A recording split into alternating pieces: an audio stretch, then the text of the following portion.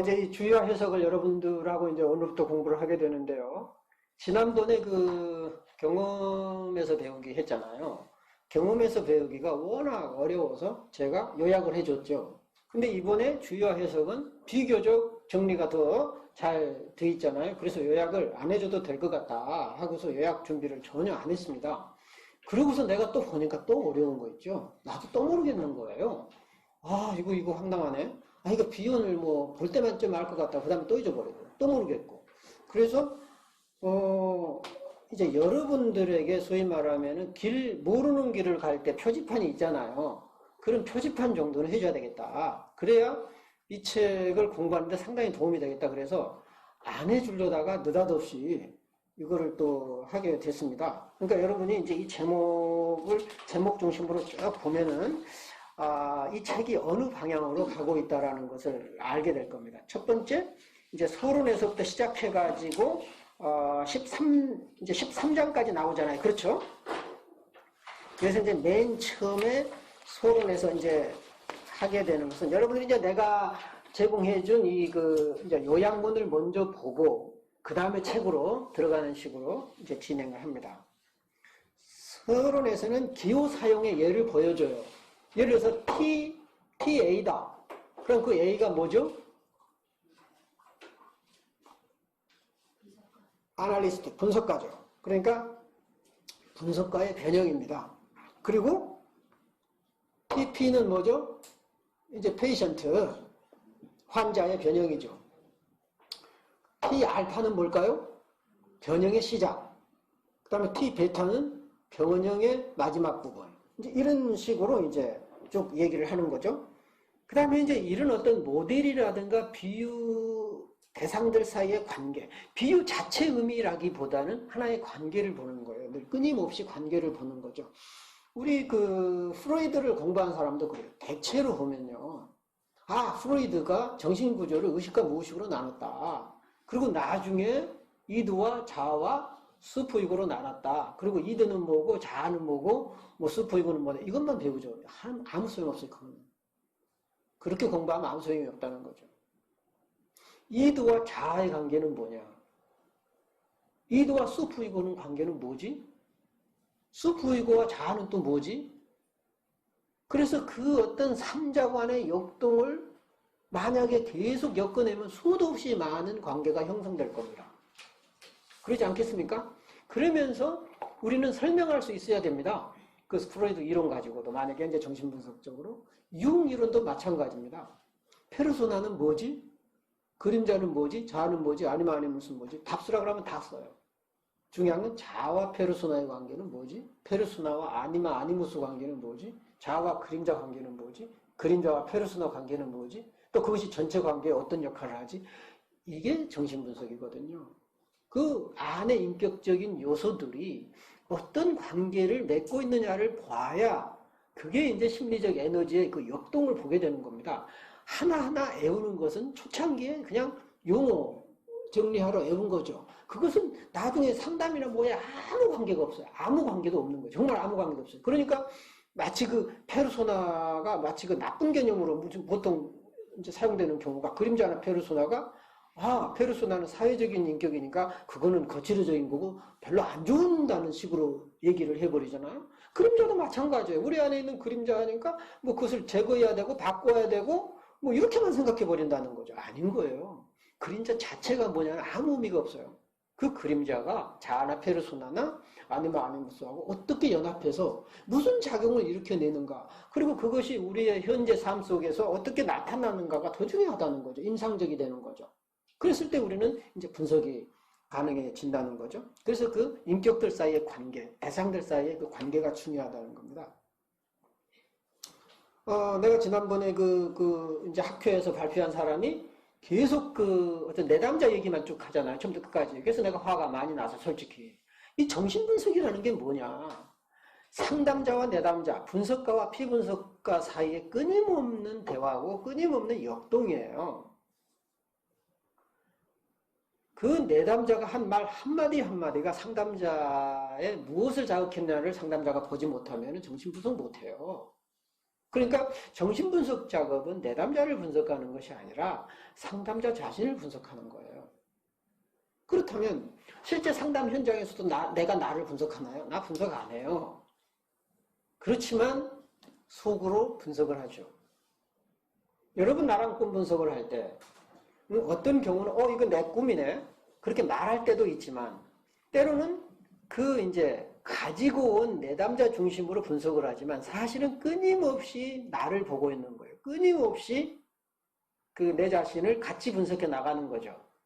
그것을 내 꿈으로 내가 받아들이고 그렇지 않으면 교감이 이루어지지 않아요.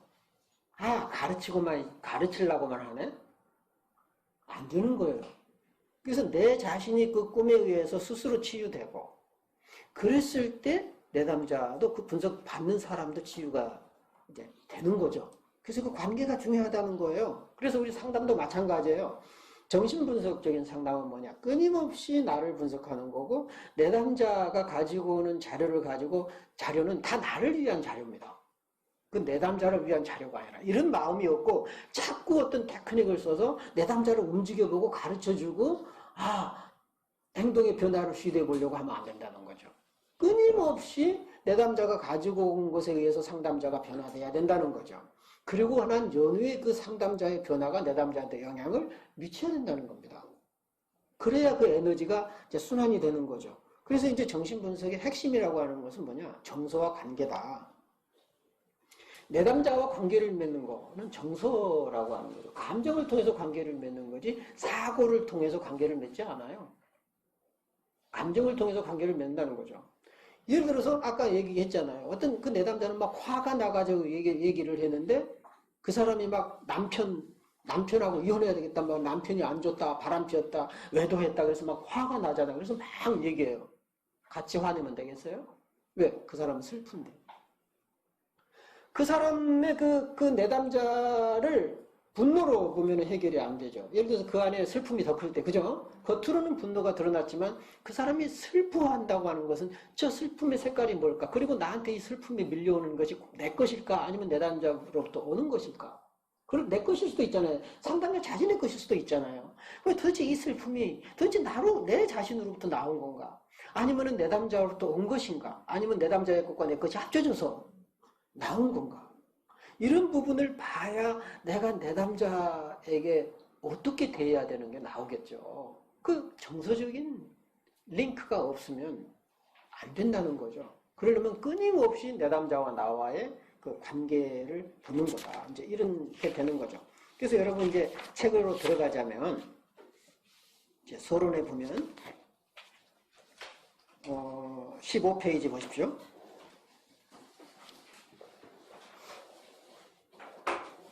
정신분석가는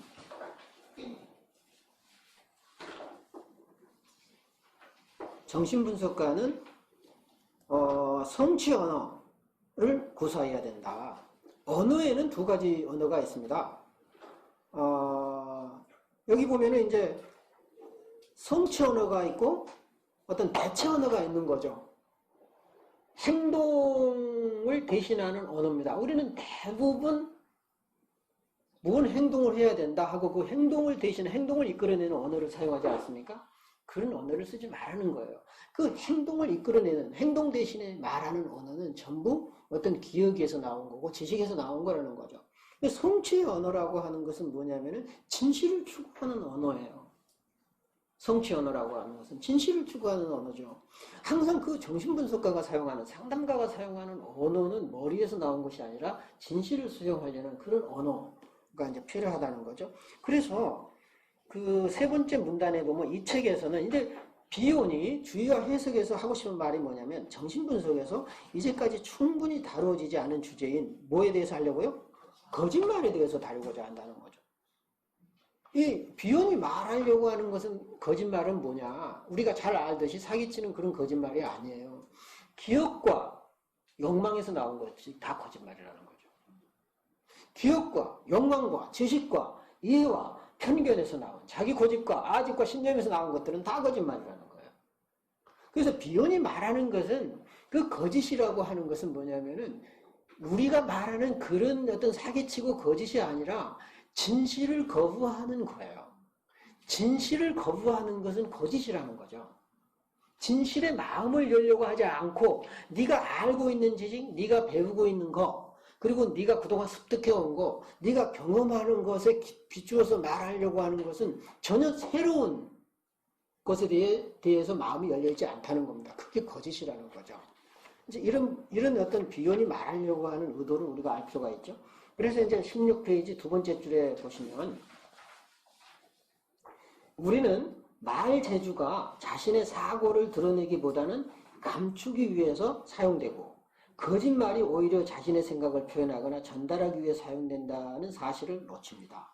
우리가 말 재주로 아무리 말을 많이 한다 한들 그것이 결국은 어떤 자기를 드러내기 위해서 자기의 진실된 모습을 드러내기 위해서 말을 하는 것이 아니라 말함으로써 자기를 가려버려요. 실제 상담 현장에서 이런 경우가 굉장히 많이 나옵니다. 여러분들이 내담자가 한 말은 거의 여기에 해당된다고 보면 돼요. 내담자는 결코 진실을 말하지 않습니다. 진실을 말을 하지 않아도 알아주길 원하지 그 내담자 입에서 나온 말은 다 진실을 가리는 말들이라는 거죠. 대체로. 그래서 상담자를 혼란시키는 말을 해요. 그래놓고 상담자 내가 이렇게 혼란을 줬는데도 네가 나를 알아? 이런 거죠. 이해가 좀 가십니까? 어때? 그런 것 같아요? 안 그런 것 같아요? 그런데 내담자가 의도적으로 그러느냐? 그렇지 않아요. 내담자는 정말 진실해요. 의식적으로는. 정말 답답해요. 정말 알고 싶어요. 그런데 본인도 진실이 뭔지 몰라. 그리고 설사 알아도 어렴풋이 알아도 말하기 싫어. 그래서 감추는 겁니다. 그리고 때로는 암시와 힌트만 줘. 그리고 내가 말하는 부분까지 너 알아? 그리고 알면 내가 계속 오고 너 모르면 안 갈 거야 하고 겁주는 거죠. 왜? 진실을 알아주지 못한 사람한테 왜 갑니까? 물론 진실을 모르는 사람한테도 오래 갈 수도 있어요. 오래. 그럼 어떨까? 거기서 이제 재미를 느끼는 거죠. 거짓말하는 재미. 둘 다 거짓말 해가지고 거기서 이제 안주하면서 이제 그걸 소위 그림자 연합이라고 볼 수 있겠죠. 이용의 용어로 말하면 그 내담자의 그림자와 상담자의 그림자가 연합해서 거기서 이제 치료된 척하는 거죠. 적당히 가다가 그래서 이제 그런 사람들이 대개 하는 말이 너무너무 선생님 만나고 너무너무 좋아졌어요. 이런 말 많이 하죠. 이제 그때부터 거짓말은 이제 본격적으로 시작되는 거죠.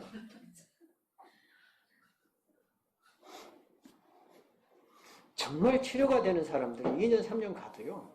고맙다는 얘기도 안 하고 치료됐다는 얘기도 안 하고 정말 그 경계심을 늦추지 않죠. 어디 보면은.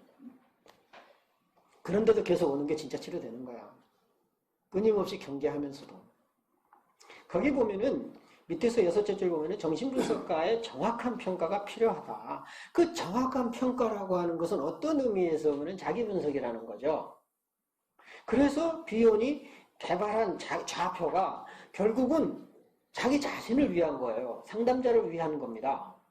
그리고 같은 동료들을 위한 거예요. 그래서 이 케이스를 내놓고 이제 앞으로 여러분과 이제 분명히 이제 우리 임상가들이 많이 나올수록 그 슈퍼비전을 열심히 해야 될 겁니다. 그래서 그 슈퍼비전을 할 때 비욘의 그 좌표로만 계속 슈퍼비전을 하는 거죠. 그러면 거기에 훈련이 되면은 놀라운 아마 효과가 있을 겁니다.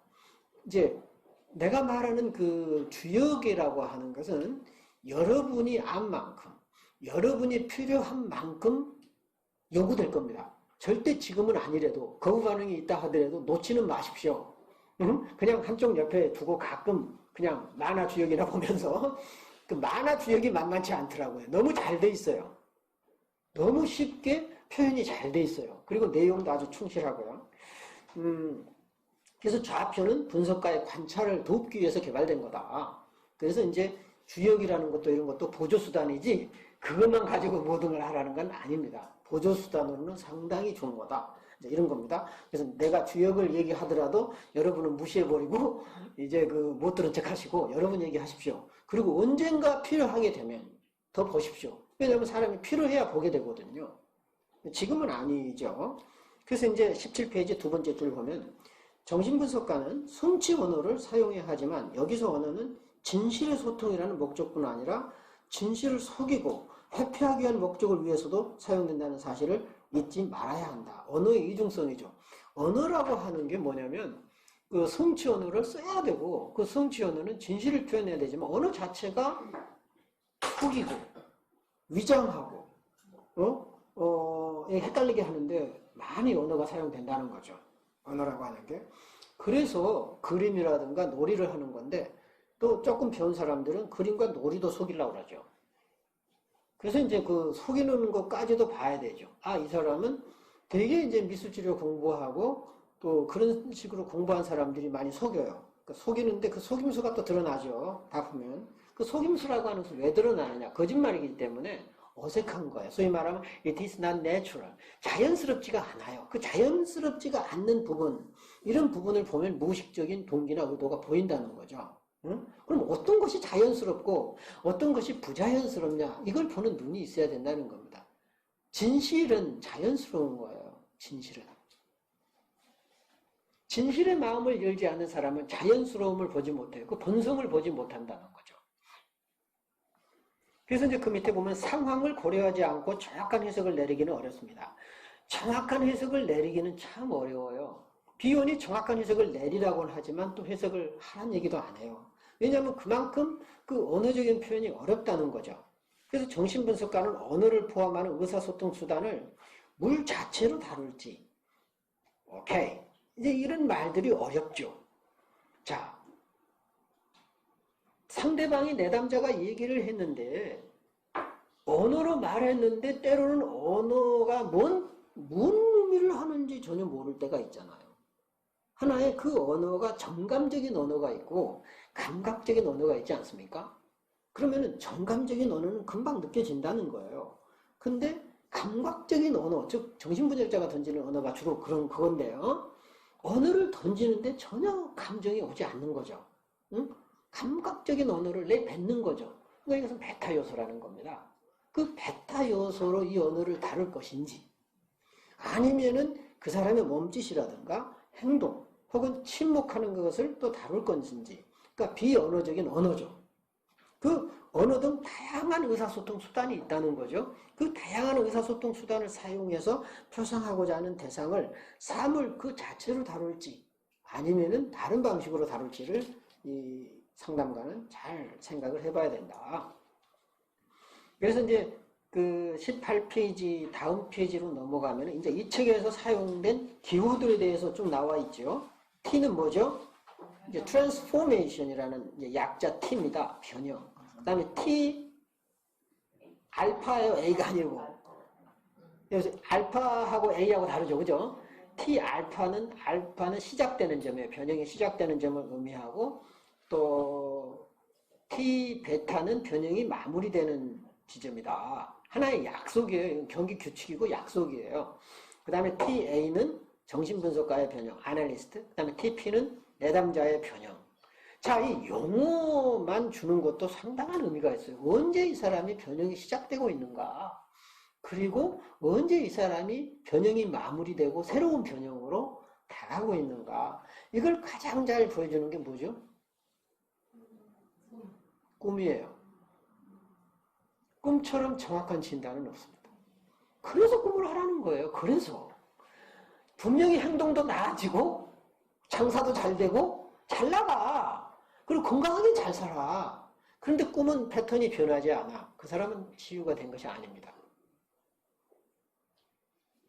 MMPI니까 다 좋아. 그리고 다 심리검사는 점수는 다 좋아졌어. 근데 꿈은 변화가 없어. 그 사람은 나아진 게 아닙니다. 놀랍죠? 이게 이 정신분석의 이게 놀라운 겁니다. 이 정확성은 어떻게 할 수가 없어요. 할 수가 없어. 다 겉으로 보면 좋아졌어. 가정도 평화롭고, 뭐 남편과도 좋고, 뭐 다 잘 돼. 그리고 심리검사 해봐도 어려움도 없고, 우울증도 안 걸려. 잘 살아. 그런데도 꿈에 변화가 없어. 그리고 그 사람의 대인관계 패턴이 변화가 없어. 그 사람의 신념이라든가 태도가 변화가 없어. 그건 아직 치유가 안 된 거지. 무서운 폭탄으로 이제 어떻게 보면은 일시적인 치유로서 그 방어 기제가 더 깊어져 버릴 수도 있어요. 위험합니다. 꿈에 변화가 없고 갈등이 심하면 분석을 더 받아야 됩니다. 100회, 200회, 1000번이라도 다시 받아야 돼요. 갈등은 있을 수 있어요. 언제나 인간은 갈등해야 됩니다. 그 갈등을 본인이 다루는데 한계에 미치면 분석을 다시 받으십시오. 그건 안 됩니다. 혼자 안 되는 거예요. 누군가는 도와줘야 됩니다. 그리고 그 갈등을 함께 소화시켜 줄 수 있는 사람이 필요합니다. 뭐 분석가가 뭐 대단한 실력자라서 뭐 문제 해결해 주는 게 아니고 그 덩어리채로 그 갈등이 나가 있는데 혼자 풀어헤치기가 힘든 거죠. 그럴 때 같이 그 갈등을 같이 푸는 하나의 동역자고 협조자인 거지. 무슨 뭐 대단한 뭐 분석해가지고 너 알아서 해석해. 네가 뭐 의식화나 시켜가지고 너 문제 이거니까 네가 풀어가 아니에요. 분석은 함께 풀어가는 그 덩어리를 함께 쪼개내고 분화시켜서 그 고통을 함께 당하면서 서서히 풀어가는 그런 거겠죠. 그리고 이제 그 변형이라고 하는 게 환자에게만 있어서도 안 되잖아요. 그러니까 비욘이 제시하는 TA라고 하는 의미 자체가 중요하다는 거예요. 분석가의 변형이 대단히 중요하구나. 그러면 언제, 그러니까 단순히 기호가 아니라는 거죠, 이거는. 이 TA라는 말 하나에 우리는 엄청난 걸 얻지 않습니까? 분석가도 변화해야 되는 거구나. 그러면은 그 상담 도중에 분석가의 변형은 언제 이루어졌느냐? 그걸 좌표로 표시해야죠. 분석가의 변형이 또 O와 만나는 시점. 이것이 나중에 또 나옵니다만, 이제 이런 거. 그 다음에 그 중심에 뭐가 있어요? O가 있죠? O. 이것은 진실에 대한 경험이죠. 어찌 보면은 진실 그 자체, 진리 그 자체, 궁극적인 실제입니다. 또, 그 O라고 하는 것은 사물 그 자체예요. 이 사물 그 자체가 베타 요소인데, 그 베타 요소하고 O와의 그런 관계는 뭘까? 앞으로 이제 내가 이제 얘기를 하겠지만, 현재까지 내가 한 것에 의하면은, O가 어쩌면 원형이라면, 베타 요소는 O의 현실태예요. 그러니까 세상 속에서 O가 드러날 때 베타로 드러난다는 거죠. 그러니까 O라고 하는 것은 뭐냐면은 궁극적인 실체고 어찌 보면 신과도 같은 영역이고 원형의 세계인데 경험의 세계로 내려오면 그것은 아주 혐오스럽고 불편하고 소화시킬 수 없고 힘든 것이 돼버린다는 거죠. 그래서 이 베타 요소하고 O하고는 이퀄 될 수는 없지만 이 베타 요소는 O의 그림자 같기도 하지만 사실은 O가 현실태로 어떻게 삶 속에서 드러나는가 경험의 양태라는 거죠. 우리가 O를 직접 경험할 수는 없어요. 그 O를 경험한다는 것은 곧 좌절이지 행복이 아니라는 겁니다. 한마디로 말하면 진실을 경험한다는 것은 좌절이에요. 그리고 싫은 거죠.